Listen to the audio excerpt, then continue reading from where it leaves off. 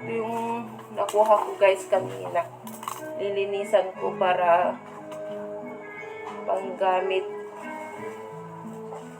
Lilinisan ko para i-stock panggamit sa isang taon guys. Yan. Tanggalin ko yung mga dahon niya. Pwede nang i-stock.